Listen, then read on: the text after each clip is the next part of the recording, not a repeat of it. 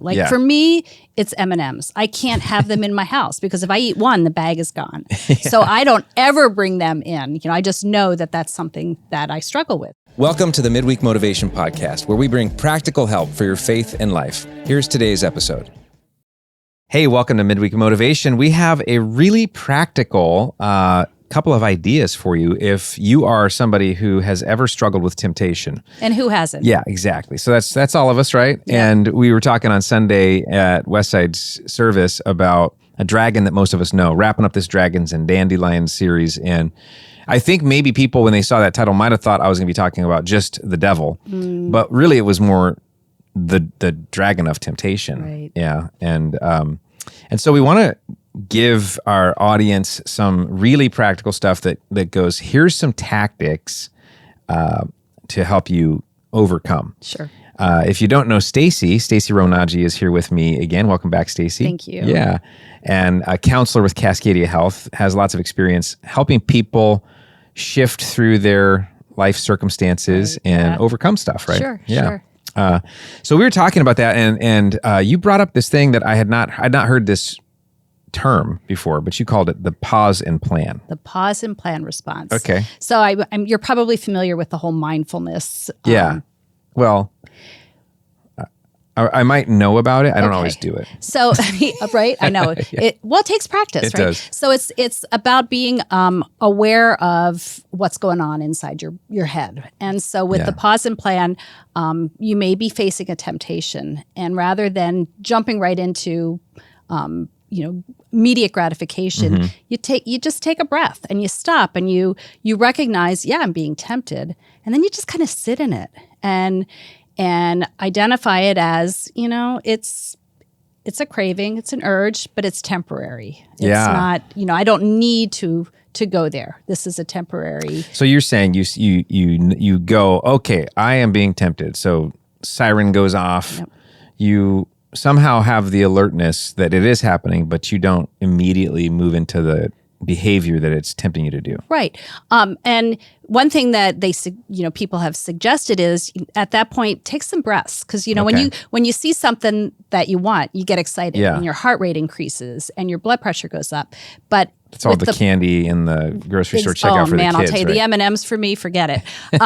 But you're stopping and you take some breaths, and the breathing helps lower your blood pressure and slows your heart rate, and you're able to just kind of think about what's going on, and don't judge what you're feeling. Just kind of sit in it for a while, and then make a plan to move on.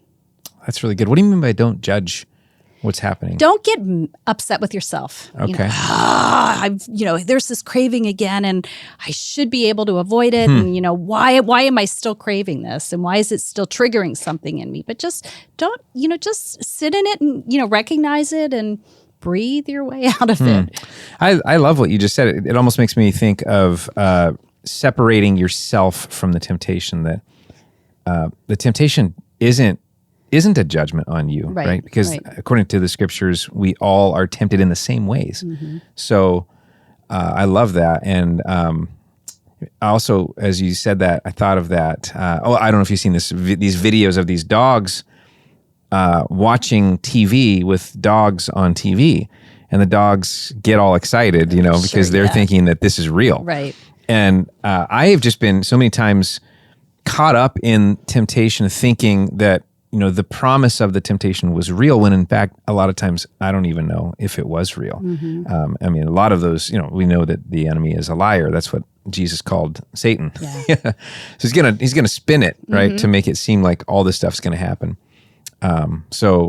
I do love the idea of separating yourself from the temptation. Hey, just jumping in right in the middle of this podcast episode to tell you about a resource that you need in your life. If you feel ever stuck in your faith, or if you feel like, I want to grow my faith, but I just don't quite know what the steps are, we got a resource for you called Sticky Faith in a Slippery World. I mean, this world is changing and it's crazy, and we all need something firm to stand on. And I wrote a book for you called Sticky Faith in a Slippery World. You can get your copy right now at the link in the description.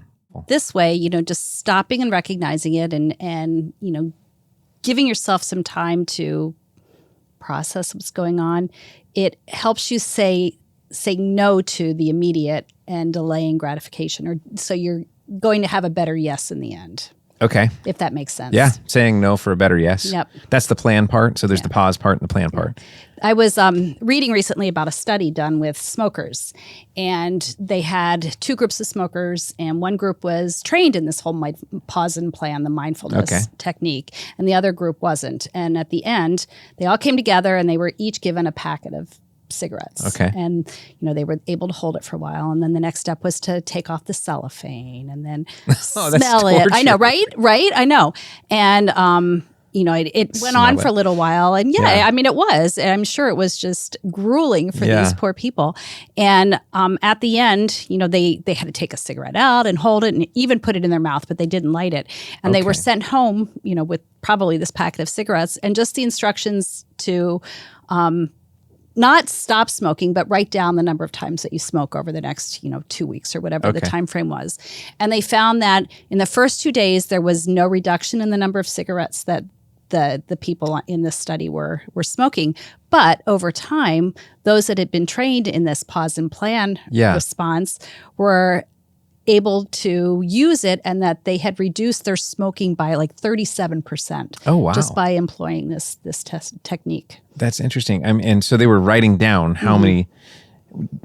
Did it say? I mean, was that part of their motivation? Was just they were noticing their behavior more aware? And they knew, okay, this is an urge, and it's temporary. Yeah. And so I'm just going to breathe my way through it, and they had a plan. Perhaps they were going to do something else then. I'm going to recognize it, I'm going to breathe my way through it, and I'm going to go for a walk. Okay. Or just get away from the trigger. Yeah, yeah. Well, that's an interesting point too, the go for a walk instead of, and again, that's maybe a no for a better yes right there. Right. Because replacement, it seems like, is a huge piece to all of this when you're thinking, how do you build character and make better choices when you know that temptation's never going to stop? I mean, I think that's one of the things that I've come to realize is that as a follower of Christ, I thought maybe like the day I was ordained as a pastor, I was like, oh, good, finally, no more temptation in my life. Didn't work. There's no degree, there's no step, there's no promotion, there's no, we all are tempted. Well, we all want that immediate gratification, right? And it's so hard for us to delay that. So with this technique, you're actually delaying it because you're stopping and you're recognizing that, and you're, processing it, and you're identifying it, and then you're kind of moving on. Yeah, that's fantastic. Pause and plan. Yep. Okay, another thing that you've mentioned is something about like how environment or design, maybe is a better way to say it, has something to do with self-control. Because I think I put a lot of pressure on myself. I would imagine anybody listening or watching is also, when we're tempted, we put a lot of pressure on ourselves to go get this right. Don't screw up. You better do the right thing. And so it's really a function of my willpower then, right, to try to succeed. Sure. But you're saying there's another tool. Well, I mean, just set yourself up so you're not being confronted with whatever it is that's tempting you. Like for me, it's M&Ms. I can't have them in my house because if I eat one, the bag is gone. So I don't ever bring them in. I just know that that's something that I struggle with. So, for somebody else, it could be getting up in the morning and checking social media instead of, spending time with their Bible or whatever, right. And so don't put your phone next to your bed. Just remove that temptation from you. So that's an environmental thing. What other kinds of things could we be designing? So a lot of this comes down to self-control, right? And self-control, did you know that self-control is primarily rooted in your prefrontal cortex? So that's the area of your brain where you're doing your planning and your problem solving and your decision making. Wow. Yeah, interesting, huh? And so self-control isn't just about creating this iron will, because that's just not going to work, right? So there are, it's about shaping your day and your life. So you are reducing the temptations that are confronting you. We talked about removing the M&Ms. Another thing is, the way you talk, language that you use. Rather than saying, I can't eat sugar anymore, you might say, I don't eat sugar. Okay. It's kind of a negative, but you're kind of taking power over it. I don't eat sugar rather than I can't eat sugar anymore. Yeah. So changing your language there too. Yeah. Okay. I would think too, if you're thinking about how we design our lives, maybe our spaces, maybe the things that are at our fingertips. I had a friend who wanted to change the way they were eating, and so they just gutted the cupboards and the refrigerator and literally just replaced it with healthy food, which must have been very expensive. But I mean, how can you go wrong at that point? Right. I mean, I suppose you could be like, never mind, I'm going to McDonald's. Right, yeah. But it made it, like you said, it's like it's easier to say yes to the right thing in that. And I had a friend that was training for a triathlon, but the swimming portion was really difficult for her. And she struggled every morning to get up and go swimming. And so she finally decided that she was going to sleep in her swimsuit. Oh, sleep in her swimsuit. And so she had no excuse, right? She had to roll out of bed and go swim in the lake or wherever she was swimming. But I mean, it's just setting yourself up for success rather than failure. I love that. That's really great. Something that comes to mind is one of the big pieces of our life that brings reinforcement. And I suppose that's something that we're talking about here is that, you get the pause and plan piece that is really that in the moment, like in that moment, here's how I'm going to handle this. And then maybe the second part we're talking about is a little more the longevity of to set myself up for a lifestyle of being able to consistently do the right thing. Right. Requires some design. Yeah, with what's at our fingertips, with maybe how our day is structured. I was thinking if we're going to go on this track, also with who's around us. Right. And I think that's such a big piece to what messages are we constantly getting? What kind of reinforcements are we getting socially?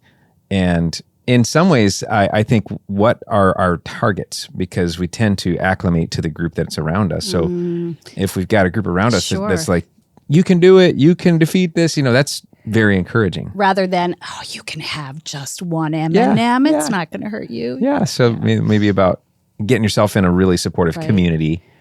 And people that'll hold you accountable, right? Yeah. And help you along. Do you have any people in your life that are like that for you? Well, my husband. And I think he's got more self-control than anybody I know, honestly. Really? Yeah, he's pretty disciplined. So That's cool. even just knowing how disciplined he is. So you told him about your M&M's thing? Yeah. Yes. And he's pretty good about not bringing any of that stuff into the house too. So, but that's nice. Yeah. He's got your back. He does. Yeah.